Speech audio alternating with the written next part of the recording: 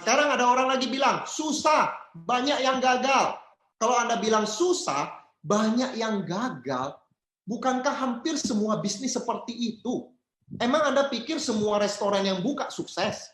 Banyak restoran yang buka, walaupun enak masakannya, lokasinya strategis, banyak yang nggak diperpanjang loh. Nah, ini saya ambil data dari halaman 36 buku Business of 21st Century dari Robert Kiyosaki, buku bisnis abad 21. Dan di halaman 36 dia bilang begini, dari 100 bisnis baru, 5 tahun kemudian sisa 10, 90-nya bangkrut. 5 tahun lagi, sisa 1. Dari 100 perusahaan, sisanya cuma 1, 10 tahun, 99 perusahaan itu kemana? Jadi Anda pikir bangun bisnis itu gampang. Kalau Anda bilang MLM susah, kemungkinan Anda belum pernah bangkrut. Jalani MLM itu jauh lebih mudah. Anda nggak bisa bangkrut karena modalnya kecil. Memang nggak gampang. Tapi emang jalankan bisnis konvensional lebih gampang? Enggak juga, Bapak Ibu. Jadi kalau orang bilang banyak yang gagal, semua bidang seperti itu. Bahkan olahragawan juga kayak gitu. Pertandingan sepak bola Piala Dunia aja. Hampir seluruh dunia mempertandingkan sepak bolanya di pra Piala Dunia, yang masuk final 32. Lalu ditandingkan yang juara satu. Lari maraton juga begitu. Ribuan orang keluar dari garis start. Yang masuk finish, juaranya cuma 1. Jadi semua bidang seperti itu. Malah pertanyaan ini lebih seru lagi. Kalau Anda bilang MLM susah, susah dibandingkan apa? Dibanding tadi, saya kerja 40 tahun pensiun, gak dapat duit. Mau pilih mana? Kerja 40 tahun, pensiun gak ada duit? Atau jalankan MLM 2-4 tahun, kemudian passive income selamanya. Emang bisnis konvensional lebih gampang? Banyak yang bangkrut.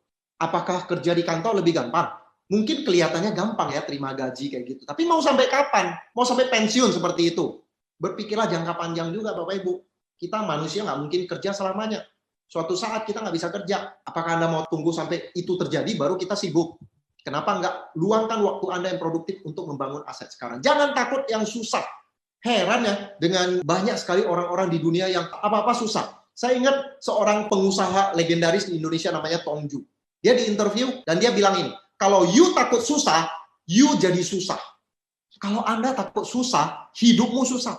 Jangan takut susah, karena memang hidup ini penuh perjuangan. Untuk sukses, kita harus keluar dari zona nyaman. Ini memang nggak gampang. Semua orang punya zona nyaman. Waktu saya pertama kali jalani MLM, saya kerja di kantor. Pulang dari kantor, apa yang saya lakukan?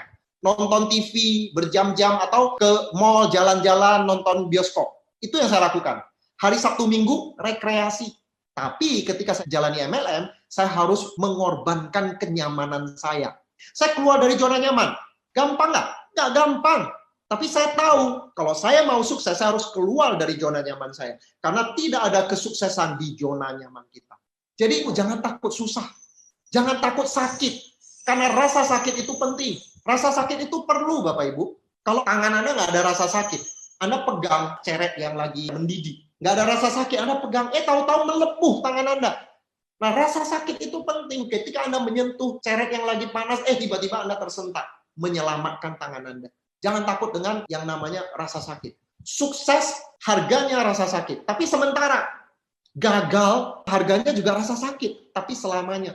Jadi Bapak Ibu, sekarang Anda mau merasakan susah, merasakan sakit atau tidak, itu pilihan Anda.